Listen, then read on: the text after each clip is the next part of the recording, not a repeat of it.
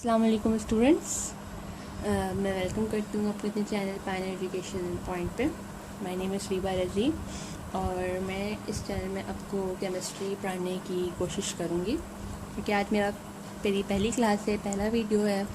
तो मैं आपको पीरियोडिक टेबल की जनरल क्लासिफिकेशन बताऊँगी कि हमारा पीरियोडिक टेबल है वो लॉन्ग फॉर्म में है, वो किस बेसिक्स पे वो इतना लॉन्ग फॉर्म में है। इलेक्ट्रॉनिक कॉन्फ़िगरेशन के बेसिस पर जो है वो हमारा पीरियोडिक टेबल बेस करता है, तो हम उसके ऊपर स्टडी करेंगे। आज जनरल क्लासिफिकेशंस बताऊंगी, जनरल मेथड्स बताऊंगी, कितने ग्रुप्स होते हैं, कितने पीरियड्स होते हैं, कि कौन सी चीज़ किस तरह उसके अंदर अरेंज की गई है, ये सारी बातें बताने की मैं कोशिश करूँगी। तो हमारा जैसे कि मैंने बोला कि हमारी जो इलेक्ट्रॉनिक पीरियोडिक टेबल है वो इलेक्ट्रॉनिक कॉन्फ़िगरेशन के ऊपर बेस कर रही है। वो इलेक्ट्रॉनिक कॉन्फ़िगरेशन जो है वो ऑफ़र प्रिंसिपल पर बेस करता है। ऑफ़र प्रिंसिपल में ये बात कहता है कि जो हमारी जो पीरियोडिक टेबल है वो ऑफ़र प्रिंसिपल के ऊपर बेस करती है। ऑफ़र प्रिंसिपल ये प्रिंसिपल है कि इलेक्ट्रॉन्स जो है वो लोएस्ट एनर्जी लेवल में रहना पसंद करते हैं। इलेक्ट्रॉन और always go to the lowest energy level, जो कि उसके पास अवेलेबल हो, जो सबसे लोएस्ट एनर्जी लेवल हो वो अवेलेबल हो, हम वो उसमें रहना पसंद करते हैं। जैसे कि हमें जनरली कॉन्फ़िगरेशन पता होती है 1s 2s 2p 3s 3p 4s 3d and so on. ये हमारी जनरल कॉन्फ़िगरेशन का मेथड होता है कि हमें इलेक्ट्रॉन्स को फिलअप करना होता है और इसी बेसिस पे हमारी पीरियोडिक टेबल भी बेस कर रही होती है। ठीक है। अब इलेक्ट्रॉन्स की जो फिलिंग का मेथड होता है वो भी अपने लिहाज से एक अलग मेथड है कि हमारे पास तो SPDF के सब शेल्स होते हैं। सब शेल्स हमारे पास जो हैं वो इलेक्ट्रॉन की फिलिंग के लिए जो सब शेल्स हैं वो भी कितने हैं, 4 सब शेल्स हैं, S P D and F। S के अंदर जो है वो 2 इलेक्ट्रॉन्स आते हैं, P के अंदर 6 इलेक्ट्रॉन्स आते हैं, D में 10 आते हैं और F में 14 इलेक्ट्रॉन्स आते हैं। ये हमारा एक जनरल पर्पज़ है कि इलेक्ट्रॉन्स कितने में कितने तरीके का 1s है तो S के अंदर 2 P के अंदर 6 इलेक्ट्रॉन्स हम 6 तक हम फिल कर सकते हैं। फिर हमारे पास दोबारा ऐसा है तो हम उसके अंदर हम 2 इलेक्ट्रॉन्स फिल करेंगे। ये हमारा जनरल पर्पज़ होता है। ठीक है। अब पीरियोडिक टेबल क्योंकि बहुत लॉन्ग फॉर्म में है, पीरियोडिक टेबल के अंदर कितने पीरियड्स हैं, कितने ग्रुप्स हैं, फिर ये पीरियड्स कितने हैं और ग्रुप कितने हैं। पीरियड्स जो हैं वो हमारे पास 7 हैं, जो कि हॉरिजॉन्टल रॉज हैं, हॉरिजॉन्टल रॉज जो हैं वो पीरियड्स कहलाते हैं और 16 ग्रुप्स हैं जो वर्टिकल कॉलम्स हैं। ठीक है। वर्टिकल कॉलम्स जो हैं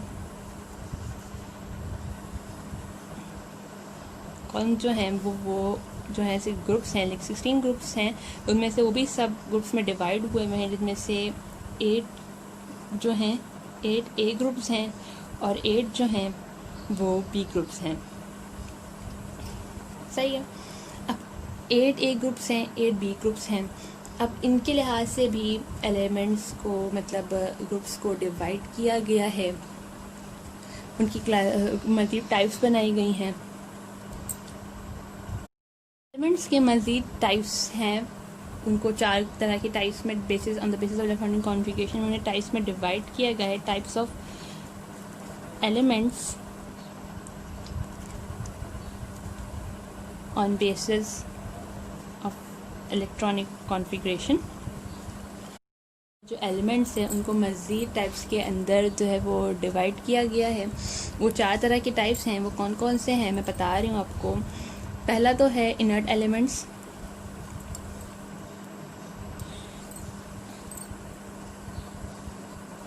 इनर्ट एलिमेंट्स जो हैं वो नोबल एलिमेंट्स हैं, यानी नोबल गैसेस जिसको कह लें, नोबल एलिमेंट्स नहीं सॉरी नोबल गैसेस, जो कि ग्रुप 8A हैं वो नोबल गैसेस कहलाता है। इसको हम ज़ीरो ग्रुप भी कहते हैं।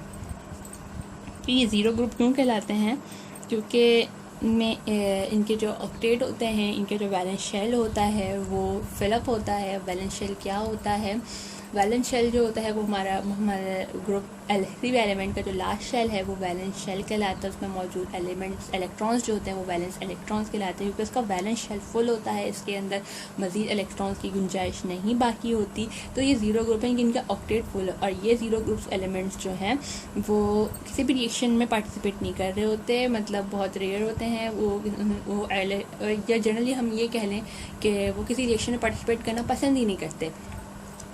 ये तो हमारा इनर्ट एलिमेंट्स आ गए। हमारे पास नॉबल गैसेस हैं। सेकंड है हमारे पास रिप्रेजेंटेटिव एलिमेंट्स। सेकंड है हमारा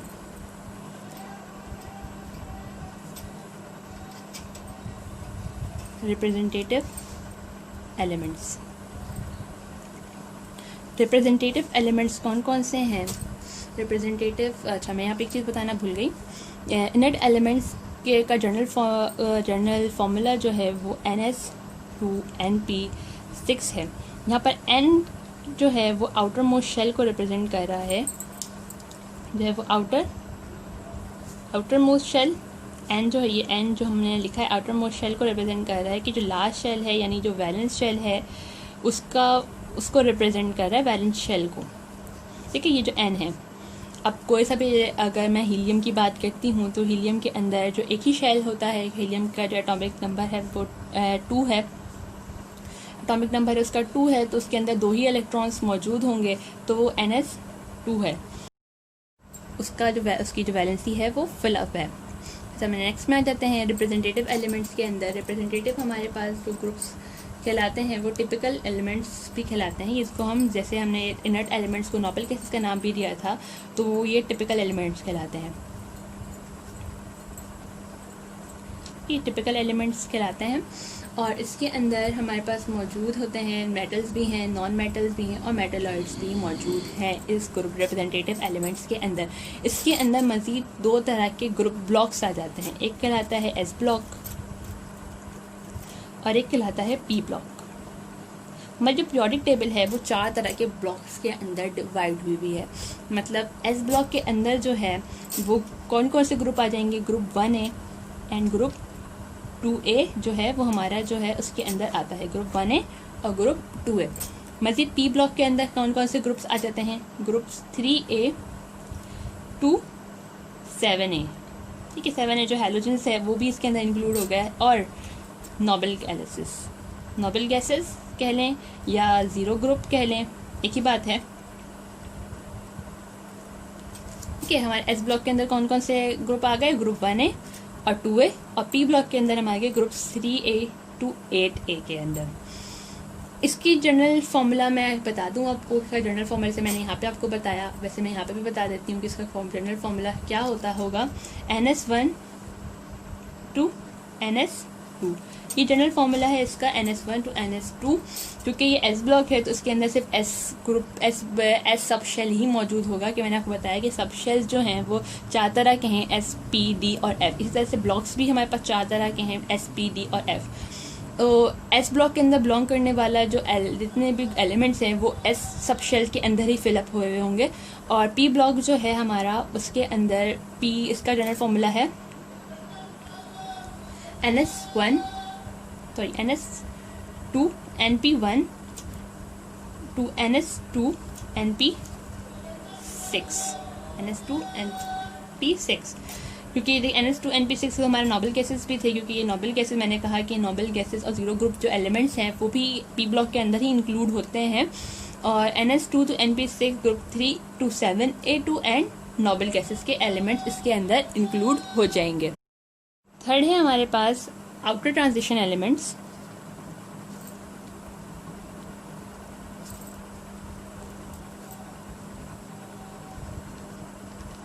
थर्ड है हमारे पास outer transition element. First of all तो हमें पता होना चाहिए कि ट्रांजिशन एलिमेंट्स क्या होते हैं।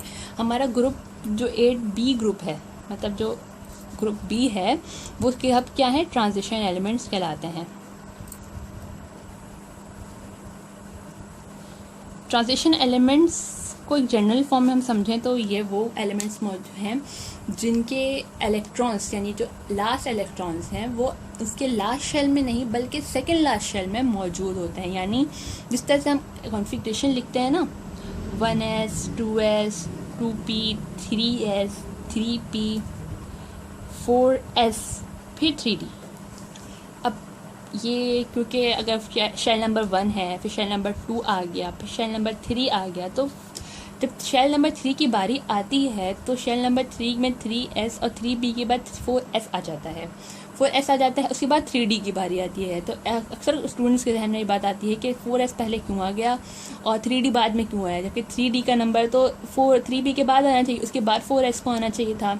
तो यहाँ पर एक रूल आता है, वो n+l रूल कहलाता है। n+l रूल के तहत हमने इसको अरेंज किया है, मतलब जो हमारे इलेक्ट्रॉन्स को n+l रूल के तहत हमने इसको अरेंज किया है। अब किस तरह से n+l रूल हम निकालते हैं तो मैं आपको वो भी बता देती हूँ।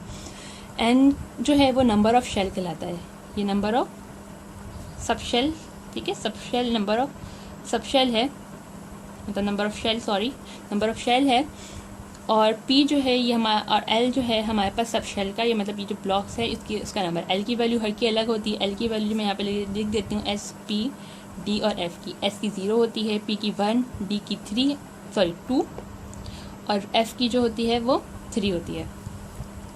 अब अगर मैं इसकी वैल्यू निकाल ली हूँ 4 की, 4s की अगर मैं वैल्यू निकालती हूँ तो नंबर ऑफ शेल क्या है हमारे पास, n की जो वैल्यू है इसमें आती है 4, n = 4 प्लस l की वैल्यू जो s की है वो 0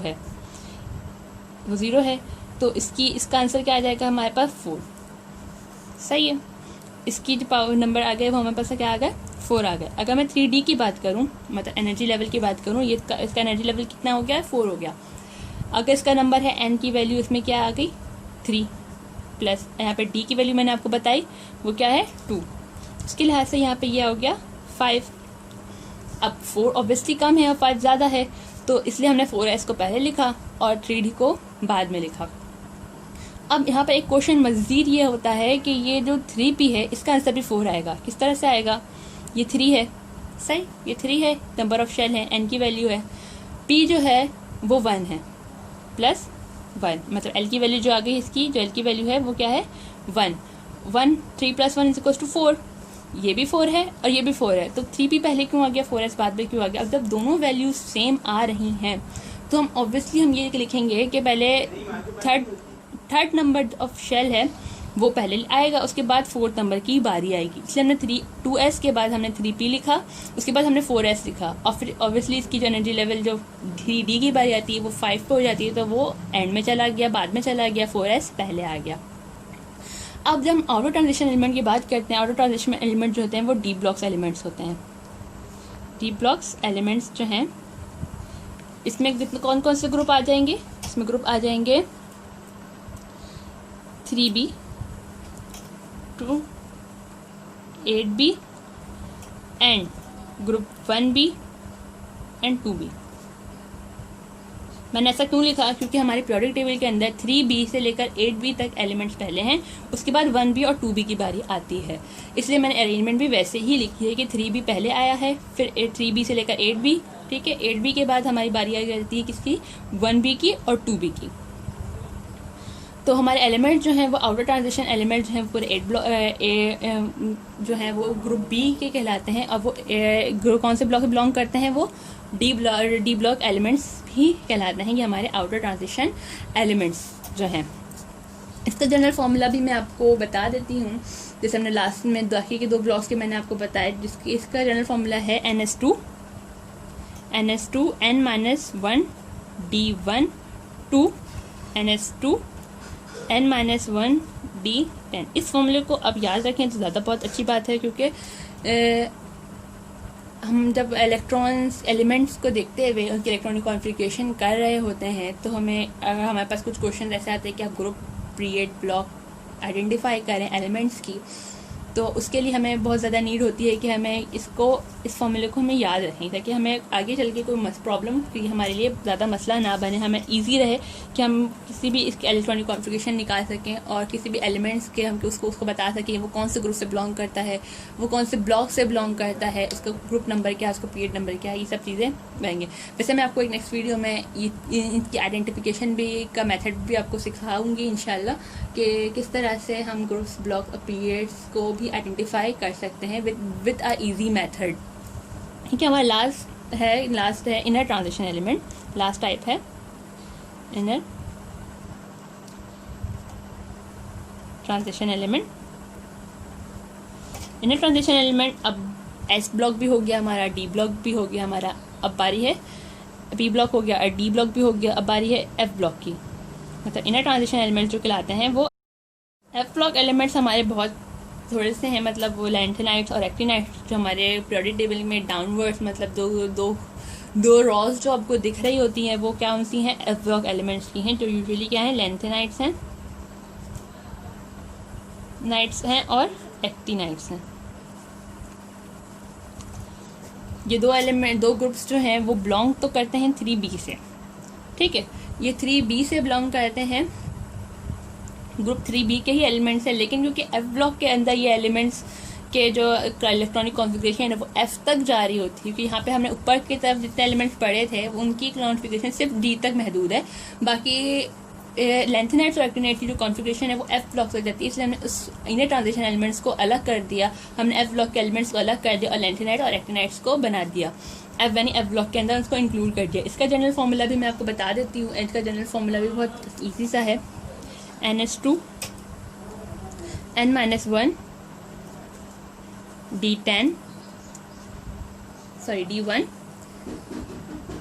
D1 है और N-2 F14, ये इसका जनरल फॉर्मूला है, ठीक है। इस फॉर्मूले की यूज़ क्या है, किस तरह से हम इसको फॉर्मूले को हमने याद रखना है, कौन कौन से ग्रुप में कैसे ये इंक्लूड होते हैं, इंशाल्लाह ये मैं आपको नेक्स्ट वीडियो में बताऊंगी। अगर आपको मेरी वीडियो पसंद आए, मेरी केमिस्ट्री आपको थोड़ी बहुत भी समझ में आए तो प्लीज़ मेरी वीडियो को लाइक कीजिएगा, अपने इसको फ्रेंड्स के साथ, अपने फैमिली के साथ शेयर कीजिएगा, मेरे चैनल को सब्सक्राइब कीजिएगा। अल्लाह हाफिज़, मिलते हैं आपसे नेक्स्ट वीडियो में।